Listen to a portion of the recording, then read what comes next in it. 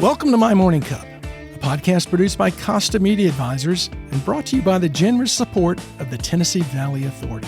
To learn more about TVA's impact on our community, follow TVA on Instagram at TVA and on Twitter X at TVA News. My Morning Cup, where we have interesting conversations with genuine people. I'm Mike Costa, your host.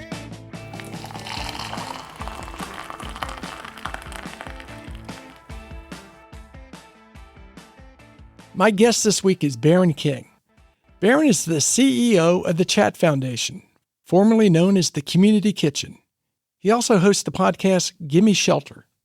Baron, before we trace your journey serving the unsheltered, let me ask, what's in your morning cup? I prefer a more acidic, brighter brew, black, no cream or sugar. Yeah. Favorite brand or anything? I like beans from Mexico and Colombia. Yeah? Yeah.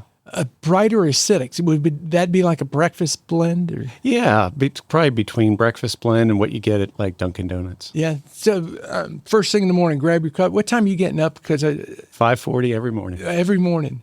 I have to turn my brain on before I can do anything else. My wife doesn't understand it, but... So you've got a morning ritual. You get up and, lack of a better term, have a little me time? Just try and warm up the prefrontal cortex, start seeing what's going on in the news, checking my email, my schedule. I like to, when I finally get into the office, to really be hitting the ground running. Yeah. So you were born in Washington, D.C., but I also see that you lived in 7 states before you were 15. So talk me through that. You're born in D.C., and then what happens? My father moved around a lot to different jobs, and then my parents got divorced. So there were a lot of people say, well, you must have been a military kid. That wasn't it, but moved around a lot. I think that was instrumental in helping me kind of embrace change and be able to tolerate some of the ambiguities in life. Do you think that made you as a kid, because you're the new kid in you're always coming into the school, oh, look, let's all welcome the new kid, Baron. Did that make you more extroverted or more introverted? Much more introverted. I do look back and I think, I didn't have these long-running childhood friendships that most people have. I'm still in touch with my childhood friend from Lancaster, Pennsylvania. We talk once or twice a month. But it wasn't until I got to Florida where my mom had remarried, so boom, I got a new place to live, a new school, but a new stepbrother. Yeah. And he had lived there his whole life, had a really great group of friends. And so I got assimilated into that group, and that was the easiest transition. So I'm really grateful that when I got to middle school and then into high school, I had a group of friends that stuck with me. So that was good. Stepbrother similar age? Or He was 6 months different. Yeah. Oh, well, that's good. Yeah. So kind of got you settled into Florida, and you're in Florida for a good portion of your young life. Yeah, most of middle school, high school, college.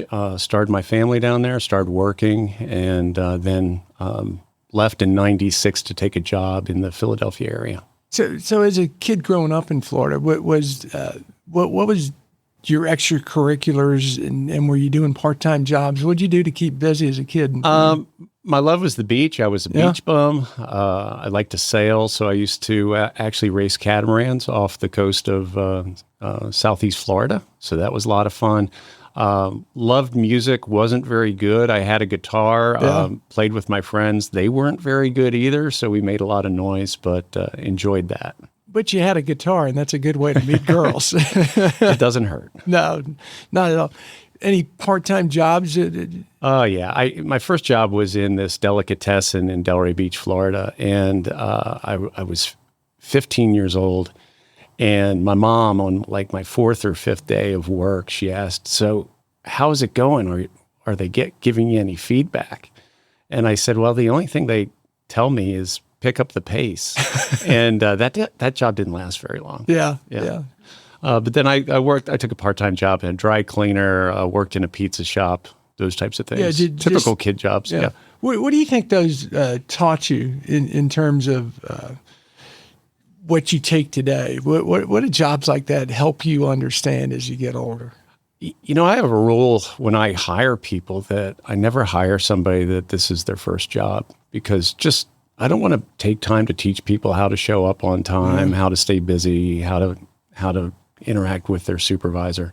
And so I think those early jobs were really instrumental in me realizing, okay, if I have to be at work at 4, here's what I have to do at 3:30 to be there. Here's what I have to do at 3. How do you communicate with your boss? How do you let them know that you're under the weather and you can't come in, and those types of things. And so I think just Employment 101 is something, if you can learn that early in life, especially in high school, then you carry that on and you get that under your belt. I think that's important. Yeah, it may not, in my mind, be as much a generational thing as it is a technology thing today in terms of how to communicate with your boss. Generationally, I think it remains true, but technology, texting becomes so easy, and it's like, I'm going to text that I'm not going to be there today. It's like, no.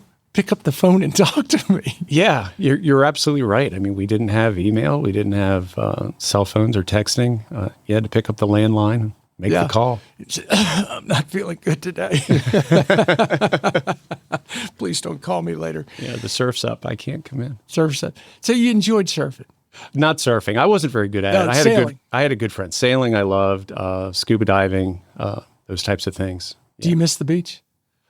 I do. I love going back to Florida, seeing friends, knowing how to get around, knowing what I want to see. But I have no desire to move back to Florida.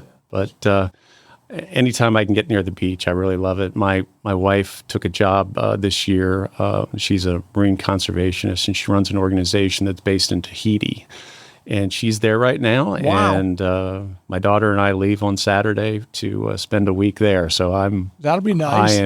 I can't wait. So your wife's a marine conservationist? Yeah, she's a marine biologist, okay. And she's the CEO of the Tetaroa Society.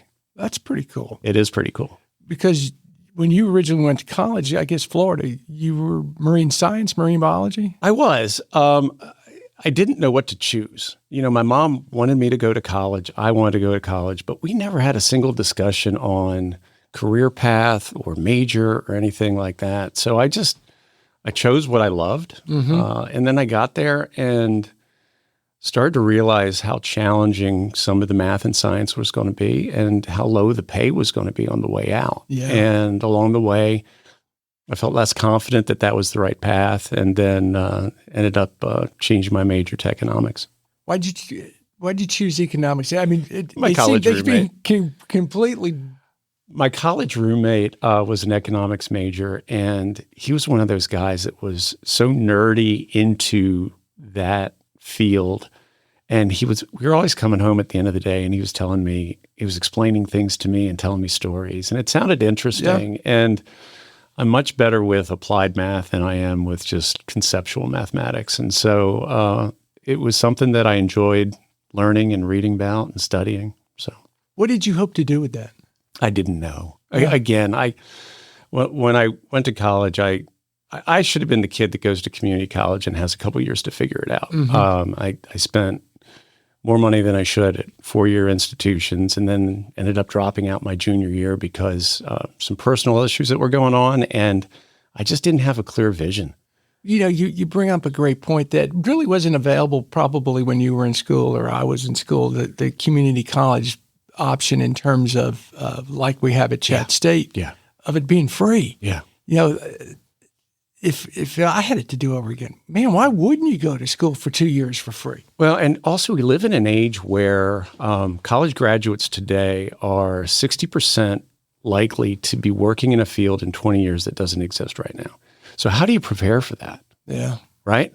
So we didn't have that scenario didn't really exist in the 80s, but I just didn't have a plan. It took me a long time to get to the point where it's like, okay, now I know what I want to do with my life. Mm-hmm. So you're in school, you leave, and what's next for you? Well, my parents said, yes, you can come home, but you got to get a job. Yeah. So I moved home for a couple of months and then ended up moving in with a high school friend. We got an apartment together, and I got a job at Sam's Club as a forklift operator, and we're never kindred worked. Spirits. Yeah. Oh, really? Yeah, I grew up in a family that had a materials handling business. So okay. I drove forklifts from probably when I was 13 to 20. Yeah. It's an unusual trade to have. Well, that job is another indication that, yes, Barron did not have a plan at that point. But I worked hard, got promoted to my first management position, and then engaged in about a 12-year management career, mostly with retail companies. Yeah. What kind of retail? So I worked for a company called, it was Babies R Us, but it was Baby Superstore before that. I remember that. There was about 50 units, it was based in Greenville, South Carolina. It was the first big box concept for juvenile products. And they had designed, these huge stores, which then Babies R Us bought. And that purchase was how I made my exit out of the company because my position was eliminated. But that experience was great. I started as just a assistant manager, became general manager, and then a year later I was promoted to the regional manager. I was the youngest regional manager that company had ever had, and I had all of Florida and Texas as my territory. And that, of all the jobs I had in that industry, that was fun because we were growing, we were nimble. The CEO was a really dynamic guy that I still remember him sharing his philosophy of change. He was the most incredible change agent I'd ever worked with or been around. And he told me one day, we were in a car, and he said, the problem with change is everybody resists it. And you try and get them to embrace it. But what they do is they don't embrace it. They just tolerate it. And he says, you need to get to the place where you believe it's a life or a death decision organizationally to embrace change, to look at what you're doing and question whether we need to keep doing it, to know your competition so well that you can identify strategies that they're using and incorporate them in what you're doing. And then don't be afraid to change. And I think that moving from tolerating change to embracing it was a really key mindset that I've carried with me. Yeah, people do not like change, and particularly an organization doesn't like change. Well, so when we're faced with change, this is my opinion on this, is that it introduces something into your mind, into your soul that called ambiguity. And ambiguity is uncomfortable. And we don't like it. We like to be sure. We like to be able to plan. We like to be right. And when you introduce ambiguity into a system, there's a chance it'll fail. Mm-hmm. You may not know what's down the pike. And so being able to get comfortable with it, to embrace it. And once you do that, it removes a lot of hurdles. What's the best way to do that, in your opinion? For me, it's reps. And, just the more reps you can do with anything. And then if you can experience some success along the way, boy, that's icing on the cake. Yeah. Yeah. As I tell my wife sometimes when I'm having one of those days, I said, it's nothing a good sale won't solve. Yeah. You have success, and then you start to go, that's going to work. Yeah. Question about the Baby Superstore. Yeah. It's retail, and you never know what you're getting. Retail in terms of customers and things like that. But I would imagine for maybe Baby Superstore and Babies R Us, people are coming in at a joyous time to shop for the most part. Would that be true? Joy and a lot of anxiety. Yeah. A lot of stress. Ambiguity too. Yeah. Yeah. So no, it's usually a very happy occasion, but also it's new uncharted territory for the customer. And so it's always a difficult place to be where you don't know what you don't know. Mm-hmm. And so, we focused on our staff being really, really good at working with these potentially first-time parents as far as what gear do they need, what gear do they don't need, what's going to be right for them. Mm-hmm. Yeah. Yeah, because that unknown is scary. Yeah. To a lot of people. So you're Babies R Us. I was trying to get the merge, but they sell it. They sell, and you decided to go back to school. No, I actually had two other jobs. I worked for Old Navy Clothing Company up in Philadelphia. That's what took me up to Philadelphia. Okay.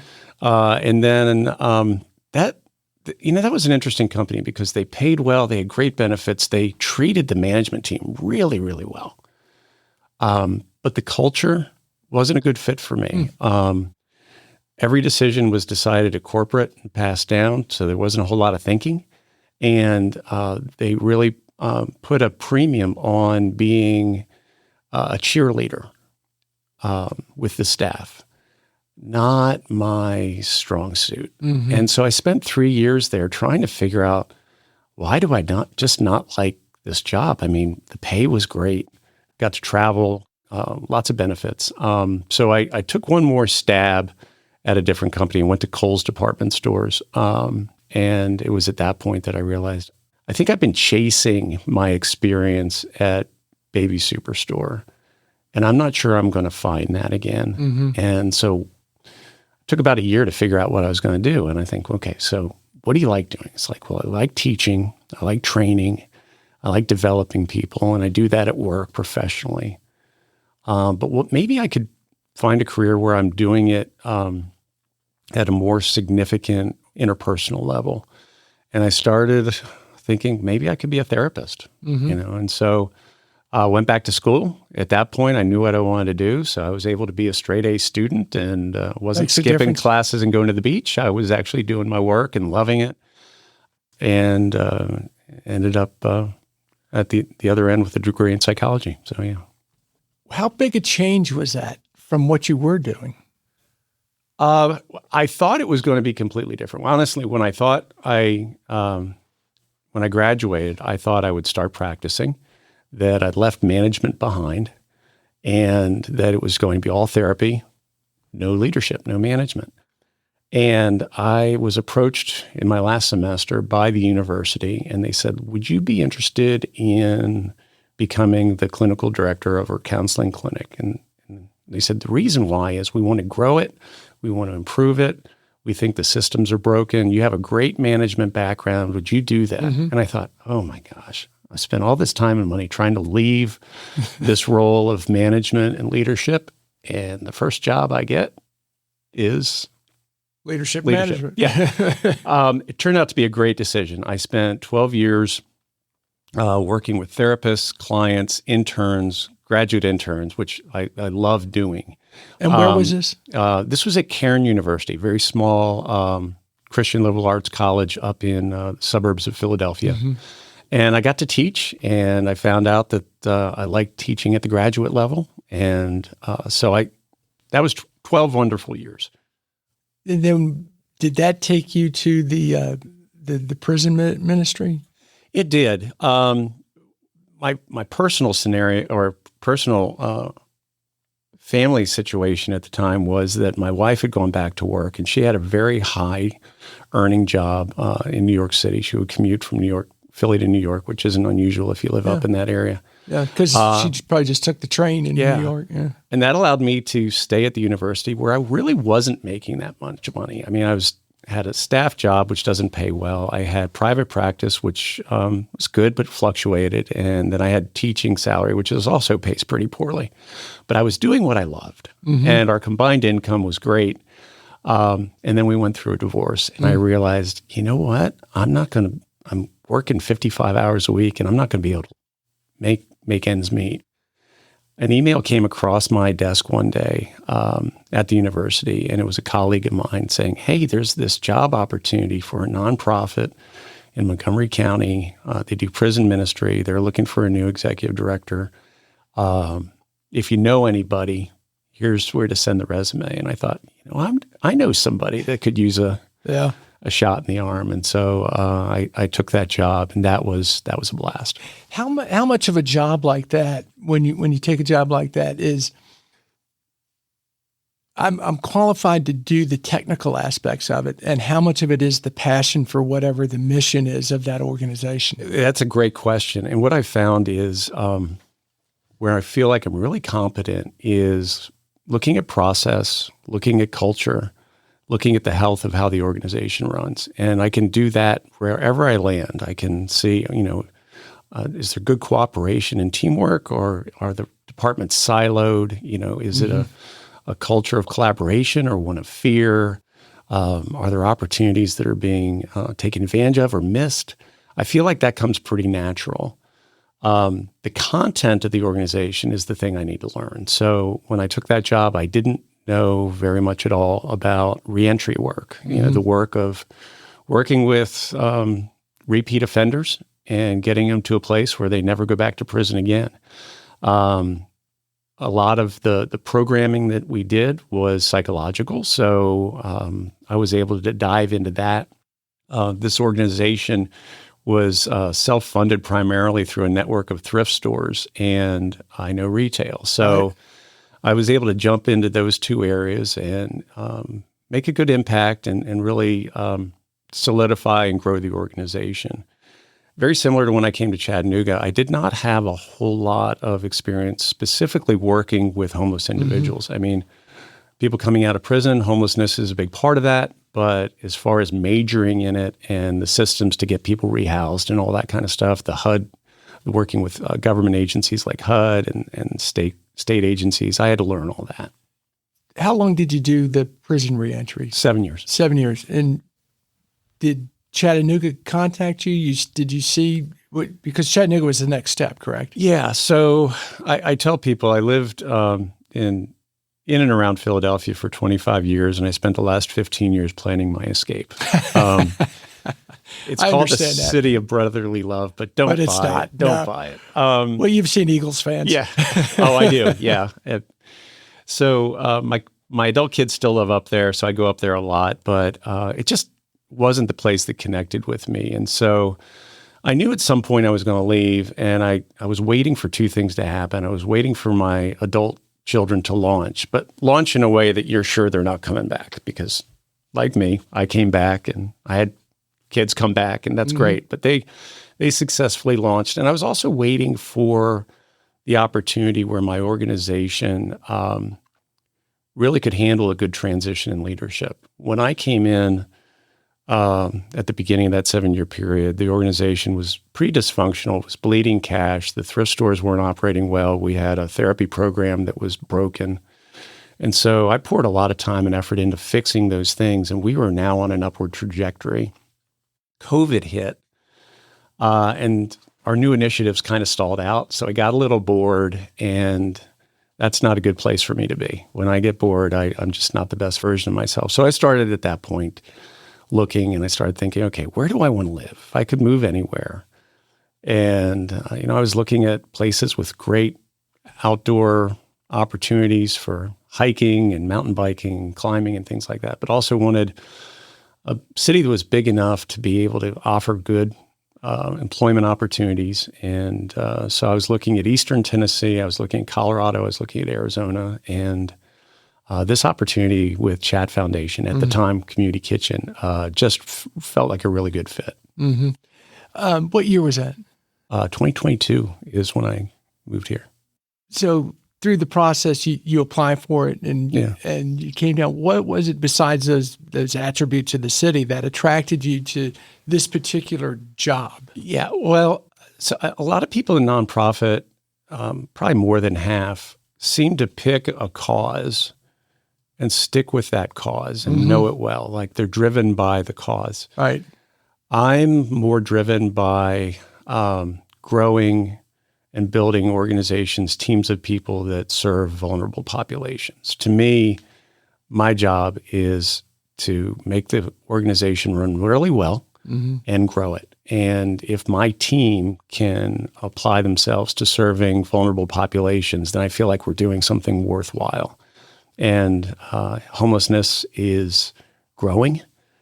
We're facing huge headwinds as we go into 2026. I feel fairly certain that homelessness is going to get worse before it gets better. And so it's a challenging time, but I look at that as a challenge and opportunities to see where we can find gaps in services and what we need to do from a funding standpoint to meet those needs. I want to kind of take two paths here. One is to talk about homelessness and what people get wrong and don't understand about homelessness. And then also your experience of the transition from Community Kitchen to CHATT Foundation and some of the structural technical changes that you are able to do or have that experience with. But we're in the Christmas season, and homelessness shouldn't only be a concern at the Christmas season, but it is probably more on people's minds because the weather gets cold, it gets dark, and as you said, we're facing tremendous headwinds. What are some of those challenges and things that people don't understand about homelessness that the typical person sitting at home just goes, "Oh, I can't believe we've just got all these homeless people"? Yeah. Well, great question. I get an opportunity to talk on this subject a lot at Chamber of Commerce or business meetings, and I find that most people, and this was true of me 4 years ago, approach homelessness with a pretty significant knowledge gap, and yet we like to feel like we have enough knowledge to make a decision on how to fix the problem. And so I have a lot of people that come up to me with questions like, are people homeless because they're lazy? Are people homeless because of mental illness? And are people homeless because of substance abuse? Those are the top three I get. I understand where those questions come from. I used to see people come into our community center sleeping on the floor during the day. And initially my thought was, well, they must have had a hard night last night, too much alcohol, or maybe they're nodding off on opiates. And what I've learned is a good number of people that are unsheltered can't sleep at night because they have one eye open trying to fend off attack. And that's really pretty eye-opening to me, that they come into our center, they find a park bench, and they sleep during the day because they've been up all night because they're tired of getting assaulted, they're tired of getting their things stolen. And so the more I've gotten to know homeless individuals, the more I've done this work, I've started to realize that a lot of the individual components of homelessness that we see, maybe it's obvious mental illness or substance use, while they're components of homelessness, they're typically not drivers of homelessness. And there's a lot of things that are systemic problems that drive homelessness. I'll give you an example. We have a severe shortage of affordable housing in a lot of places in the United States, and Chattanooga is a prime example of that. Chattanooga has done so much to improve its image.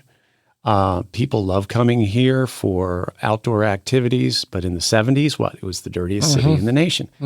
The law of unintended consequences has now come to the forefront, and those property values that we wouldn't have imagined jumping in the 70s have gotten so high that people that are earning at the lower wage range cannot afford housing. And that is the single biggest driver of homelessness that we have. The rate of property value increase since 2005 is a staggering 79%.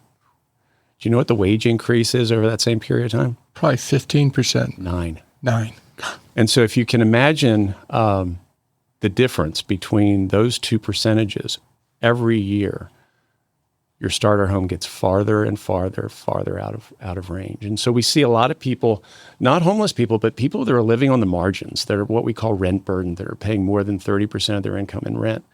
And they are one illness, one job lapse, one car breakdown away from not being able to cover their expenses. And so we have a lot of challenges. Now, is mental illness a problem? Sure, but it's also a problem in general population. And it's not statistically significant enough to say, well, here, mental illness is causing homelessness. You can also look at from a chicken and the egg perspective. Does mental illness cause homelessness, or does homelessness cause mental illness? I would suggest that for those that are listening, if you found yourself homeless for 6 to 12 months, and you're unsheltered, you would probably be showing signs and symptoms of depression, anxiety. It would take a toll. I'd say it'd be less time than that. I mean, I just think back to times when I find myself in a place and you can't get somewhere where you're comfortable and you're somewhere you don't know, and just that anxiety that puts on you. Yeah. Man, I couldn't imagine a night. Yeah. I mean, quite frankly. We have a young lady that works for us. She's a peer support specialist working with individuals that are in the process of getting rehoused. prior to her 7 years of homelessness, she worked for Volunteer Behavioral Health as a behavioral specialist. She had a good job. She was stable, never touched drugs or alcohol in her life. She went through a couple personal challenges and ended up being homeless. During that time, she was unsheltered. She'd been assaulted and raped numerous times. And she really realized that she's vulnerable when she sleeps. And she made a vow that she wouldn't sleep anymore. And so she started turning to caffeine, nicotine, amphetamines, and finally developed a methamphetamine addiction. And that was not as a recreational drug, not just to be lazy and irresponsible. This was a business decision of, I don't want to be assaulted anymore. And my best chance is to take this dangerous substance. What a choice. Yeah, you start getting to know people and you start realizing the hardships of being homeless. It starts to shift the way we approach them and the way we try and provide services and support. Great news is she's been housed for 8 years. She's been sober for 9. Mm-hmm. And I've learned a lot from this person. And related to that, I don't think people understand how many families, young kids, are affected. Yeah. So we've been since since the year 2000, nation's been experiencing about a 8 to 9% increase per year in homelessness. But in 2024, there was a 18% jump. So really big increase. But the biggest number in 2024 that we saw increase was family homelessness. And so we're really concerned. We think that inflation and the repeal of eviction moratoriums is really starting to produce some really uncomfortable results. Mm-hmm. And you, I know because I've been through the tour at the CHATT Foundation, you've got family housing there where the school bus actually comes and picks kids up. We've got 2 units. We've got our apartment, which is the family housing apartments. They're two-bedroom apartments, but then we also run the McClellan Shelter for Families, which we can hold up to 13 families. And I think that's when you're on the sidewalk and you're seeing long lines of people waiting for food or to get clothing, and then all of a sudden, 3:30 comes, the school buses drop off about 30 or 40 kids, and it completely changes the whole vibe on 11th Street. Because kids are kids. Kids are kids, yeah. Related to that, typical person runs across, let's just say a homeless person or someone on the street. And you said, I had to learn how to approach someone. For that interaction, for someone who may be afraid or someone who says that's a nuisance, what do you say to them that here's how you can help? Yeah. So the biggest mistake we can make is assuming that all people that are homeless are in the same situation and have the same needs. So I look at it as a continuum. The people that are homeless on day one look a lot different than the people that have been homeless for 3 years. On day one, you're a deer in headlights. You don't know what you don't know. You don't know where to get help, but you probably still have a job. You may have a working vehicle. And so the way we interact with everybody is to do an individual assessment to find out what are their strengths, what are their obstacles, and what do they need. We offer over 30 services at CHATT Foundation to deal with the daily needs of people experiencing homelessness, but to put them on a path of self-sufficiency. And the interventions, if we can make quick, timely interventions, targeted interventions with people that are newly homeless, we can get them back housed, usually without any taxpayer impact and usually pretty successful. People who've experienced 12 to 36 months of homelessness probably have heard the word no an awful lot. They've probably found that maybe a criminal background record has kept them out of housing or employment opportunities. And so they're probably no longer employed, probably don't have a vehicle, it probably became their shelter and then got broken into and then was towed. And so when people become homeless, the first thing they lose is a sense of dignity. Mm-hmm. People don't want to know their name. They don't want to walk on the same side of the sidewalk. And so whatever we can do to help people feel human, again, is really important. To be able to look people in the eye, Treat them like a human being. Treat them like they're your neighbor. Maybe they were your neighbor. That goes a long way. Do you think some people find it easier to deal with it in themselves by not treating them like they're human? I think it makes us uncomfortable. Yeah. I think there's been actually some studies where they do brain scan studies and see what lobes of the brain light up when people see certain images. And this one study that was done in New York, when people looked at images of homelessness, areas of their amygdala and lower insular in their brain lit up in very similar patterns to when people saw images of people vomiting.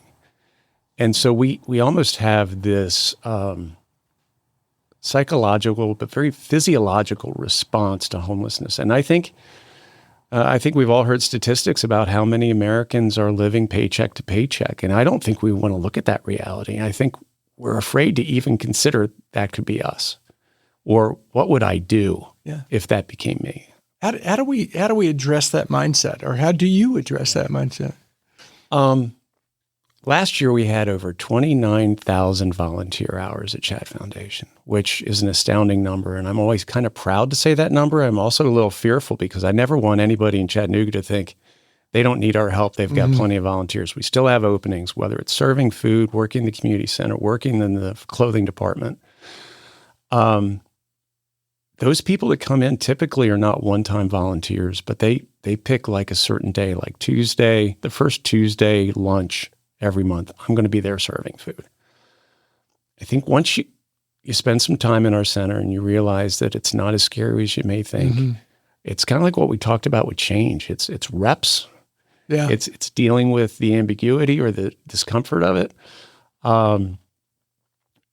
We have a lot of partnerships with a lot of other agencies. We couldn't do 30 services without those partnerships. And one of the partnerships that I love is our partnership with CHATT State's Barber School. If you come into our community center on any day of the week, it's a pretty somber place. It's not a lot of happiness in there. But on Wednesday mornings, when 20 or 30 people are getting their haircut for free by these barber students, people are touching them, grooming them, looking in the eye, having a conversation with them. Not being afraid. It changes the whole vibe. And so if we can touch people, and I don't necessarily mean physically, but if we can touch people in a meaningful way, maybe give them a little hope. You know, when somebody's hope runs out, that's, from my perspective, when we've really lost the ability to help people. I tell my staff that they need to look at every individual that comes into our facility as a candle whose flame is slowly going out. And our role is to gently blow oxygen on that flame to keep it going. Because once that flame goes out, their desire to do the work that's necessary, maybe fill out that application, go on that interview. Once that flame's out, there's very little we can do. We provide the pathway. We can open some doors for people, but we can't get the apartment for them. We can't get the job for them. They have to be an active part of that. You know, you use the word dignity and with the barber college, and you see these videos online where someone takes someone off the street, cleans them up, and I think that's a really powerful thing to bring dignity back to someone, because I don't think anyone thinks deep enough to say, maybe, and I hate the way this sounds, maybe that person had a normal life before they were. I'm amazed at the people, and I hear their stories of how normal their lives were. Yeah. Some had a health emergency and they lost their job, and then they couldn't get employed after that. Other people just lost their employment, and their industry they were in just kind of shuttered up. You know, technology changes industries pretty quickly. And after a couple months of lost income, they became homeless. Once somebody's been homeless for a couple months, their focus has to shift from next steps or bettering myself to simply survival. Yeah. And we see a lot of people who are very talented, very smart, very creative.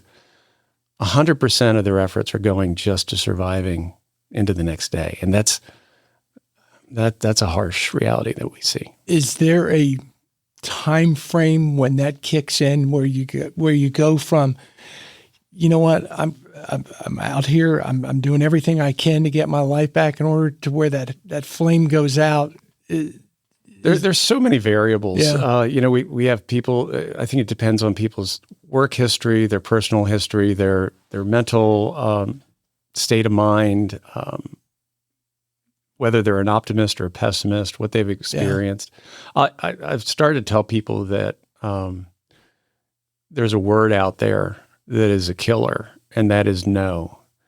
No, you can't move in here. No, you can't get this job. No, you can't get this voucher. No, you can't get this support. I believe that we are wired to long for things. We're wired to desire things. The next opportunity, the next vacation, the next job, the next good meal. And when we are denied the things that we want, or in this case, the things we need, that denial of desire becomes painful. Mm-hmm. And what I've noticed over the years is that human beings are really creative in the ways that we try and kill desire. So if I long for housing, and I've tried for 2 or 3 years to get housed and it won't happen, if I wake up every day still longing for housing, that causes an internal psychic discomfort and a psychic pain. So maybe I shift my focus and I say, okay, you know what? I'm going to find a nice spot in the woods, get a good tent, and just change my focus. Mm-hmm. That's a big problem that we face is once people have been told no too many times or they've hit too many roadblocks. So we talked about myths. There's a myth out there that people are homeless because they choose the lifestyle. I have a different take on that. I don't think they choose the lifestyle. I think they adjust to a new normal because they can't get back to what they want. That's a really good point, because you do hear that. Oh, they choose to live out here. Well, no, they're probably just so discouraged. They've adjusted their expectations. Yeah. I got challenged to anybody that believes people choose to be homeless or choose the lifestyle. We have an outreach team that goes out to encampments, and you can ride along, you can come serve with us, you can get to meet the people, and you can ask them that question themselves. Yeah. It's I think you're going to find out that once people have reached a certain point of homelessness, they're just trying to survive and just trying to get through the day. It may look like a choice, but here's what I would say. A lot of people think that homelessness is caused by bad choices. Mm-hmm. But what if you don't have any good choices you can make? What if I've got 6 choices and all of them come with really bad side effects? It's not like I have a good choice and a bad choice and I need to choose wisely. What if I only have bad choices? The least bad. How can someone who may be listening to this podcast get in touch with you to do something like the outreach? We make it really easy. So, like most organizations, we got a website. It's chatfoundation.org. That's CHATT foundation.org. And when you open up the front page, you're going to see 2 buttons. One says volunteer, and you can click and you can find a time spot. You can choose your department, when and where you want to serve. The other says donate. We are a nonprofit. We rely on contributions from the community. I have heard, I don't know this, but I have heard if you click on both buttons, your luck improves. So I encourage people to hit both buttons. One other thing I always want to say, because I think when we rebranded, we didn't really communicate this well. People think that CHATT stands for Chattanooga, and that's just convenience. The CHATT actually stands for the Center for Homeless Advancement for Today and Tomorrow. And, see, I did not know that. And we if our organization was just about band-aiding the problem of homelessness, I would not have moved to Chattanooga and taken the job. But we're trying to put every single person we come in contact with on a path to self-sufficiency, and that gets me pretty excited. I bet. And I want to kind of go back into your retail background, because it's something I really like about the CHATT Foundation, and I want to get this before we run out of time. One of the things that I like that you do is you've got the shop that people can get clothing. For years, and this isn't a knock on Goodwill, I'd take stuff to Goodwill just because it's easy and convenient. Yeah. But I got to tell you, there's a great pride that you can take it down to the CHATT Foundation, and it's going to go to someone who, when it's 30 degrees outside, needs a coat. Absolutely. And there's organizations and groups maybe it's a pickleball club or maybe it's a men's club, but on a regular basis, we get a call saying, hey, we've rounded up 80 coats. Do you guys need them? Oh, gosh, we need them. Yeah, we need them in a desperate way. So it's funny. Over the years, people have had different names for the clothing work that we do. Some people call it the clothing department, kind of like that name. The other people call it the thrift store, which it technically is a thrift store. You and I could go in, find things, and purchase them. But what I like to call it is the least profitable thrift store in Tennessee, because we have a program where if you are registered in our system as somebody that's experiencing homelessness, we'll give you a free change of clothes every week. That's top to bottom. Shirt, pants, underwear, socks, free every week. So that amounts to about 96% of our transactions is we just give stuff away. Last year, we gave away an astounding $961,000 worth of clothing. And that's at $4 pants, $3 shirts. Those aren't inflated Abercrombie and Fitch prices. That's a lot of clothing. Yeah. We want you to know when you donate clothes, the chances of us making a penny off of it are slim to none. We do things that have like tears or are too soiled to sell. We do bail those up, and every quarter we can send out a tractor trailer load of recycled fabrics that we get some money, and that money goes to help pay staff and things. But 99% of the stuff that gets donated goes right to somebody experiencing homelessness. Talk a little bit about the services at CHATT Foundation. Obviously, the clothing, but food and. So we'll start with the basics. Food, three meals a day, 365 days a year.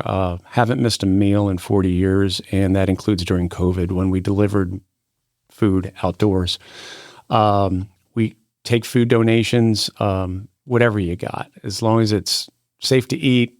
In a container or newly prepared, we'll take it. So like at Thanksgiving, you've got a big crowd, and you got a ton of food, and it's left over, and the fridge is full. Yeah, they can take it down to CHATT Foundation. You'll accept it. We'll take it. I have my dog sitter reached out to me yesterday. She works at a bagel shop, and she said, every day we throw out bagels because we don't sell day-old bagels. I just realized we're throwing out a couple dozen a day. Do you take those? I'm like, gosh. Yeah, bring them down here. So we have organizations like Need Loves and other, the convention center, that when they have unsold product, it comes to our community and we make it available. So you can get a PB&J at the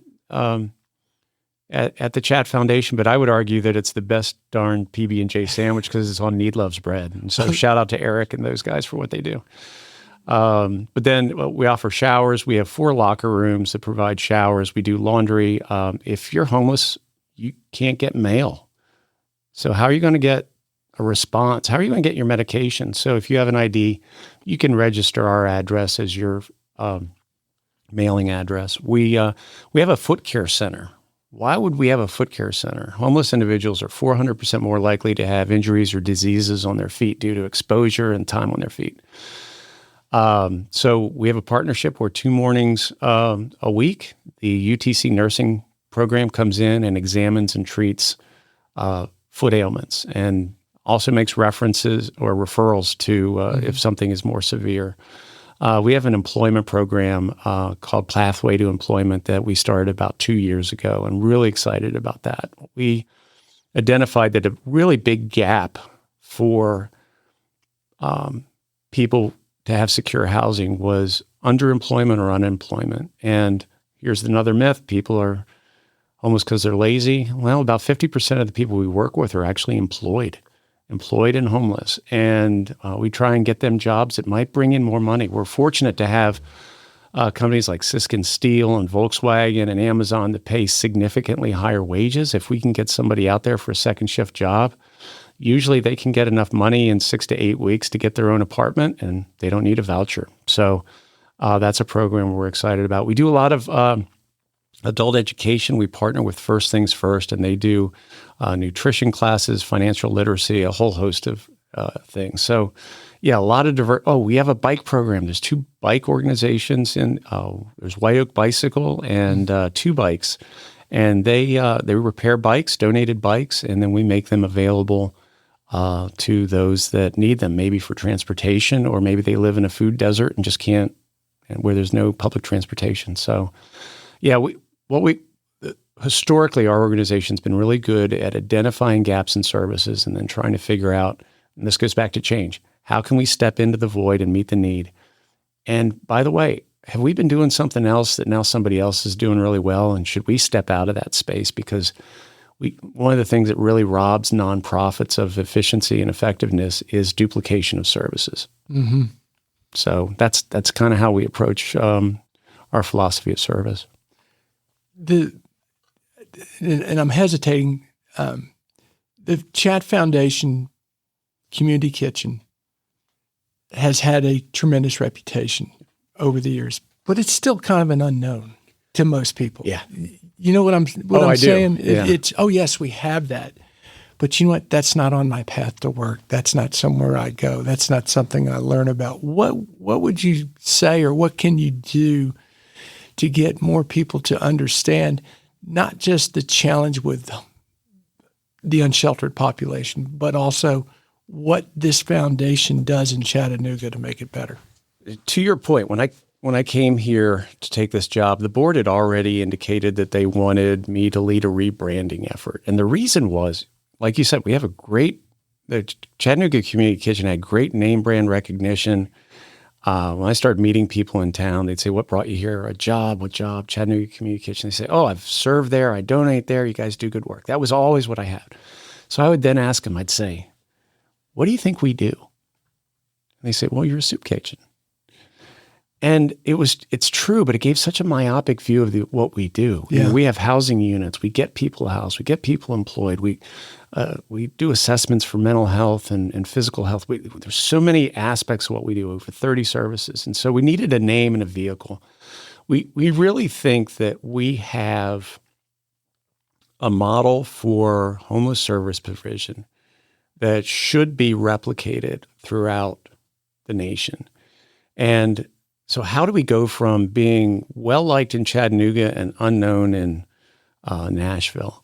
So a couple months ago, we launched our podcast, and it was a big undertaking, and it still is a big undertaking, but we're hoping that what we want to do is we want to get everybody in America on the same page. I don't see homelessness as a red or a blue issue. Mm-mm. This is an issue that affects everyone. I don't think the solutions really are red and blue. But yet, like I said earlier, most people approach this issue with a significant knowledge gap or internal biases.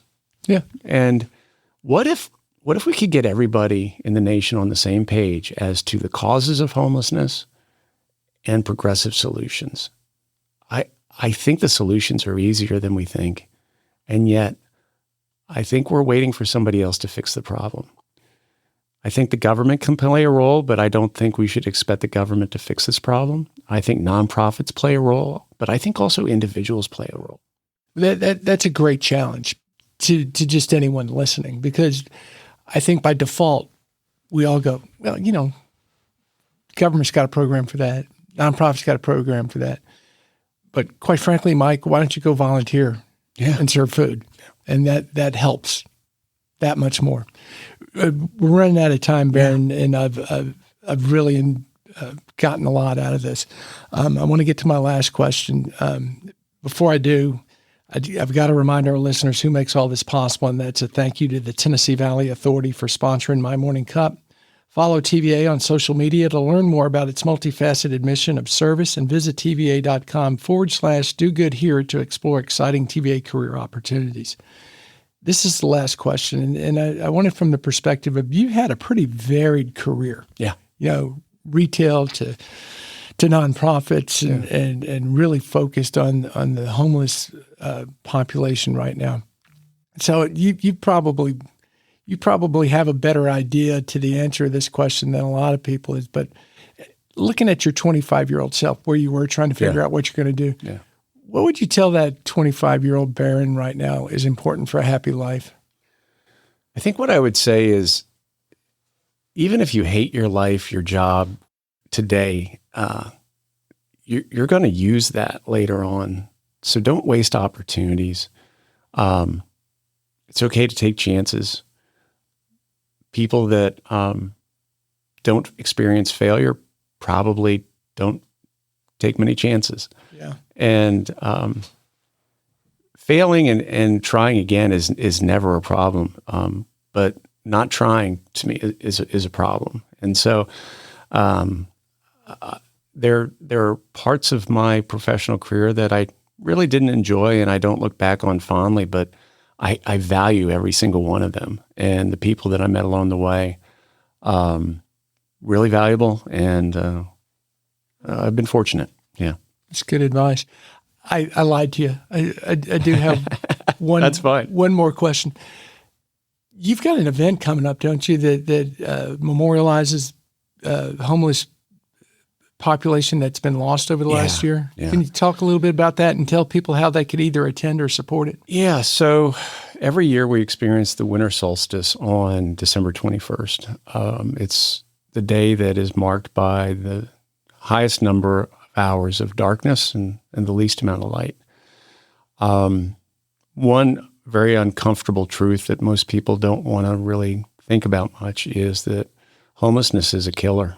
And on any given year, we will lose anywhere between 75 to nearly 200 people that are homeless that pass away. Most of them won't get a gravesite, won't get a burial. They'll be forgotten except by those that knew them. And what we want to do is honor each and every one. We say their name, we ring a bell, we have a service, an ecumenical service in our community center. This year, the 21st is on a Sunday, so we're planning on having the service at 10 a.m. on the 19th. You're welcome to come. But what you'll see there is most of the people that attended the service are the people that knew and lost these friends, these relatives, these unhoused neighbors, and they're experiencing profound loss. Mm-hmm. And they're afraid that their name's going to be read next to. And so homelessness is more than an inconvenience. It's a threat, and it's a killer. And so I'd encourage everybody not to minimize the reality of it. It's not unusual for me to be talking with somebody and I ask their age, and I feel like I'm talking to a 65-year-old person, and they tell me they're 48. I was at a conference where somebody was explaining that homelessness is the #1 geriatric accelerator in our nation, that every day you're homeless, your body starts aging at warp speed, and it shortens lifespans. So, yeah. You've been great. You've been very informative and facing issues that, and I think you put it best. It's not a government problem, not a nonprofit problem. It's all of us issue, and that's the only way we're going to fix it. Thank you for taking time to do this. Thanks for having me.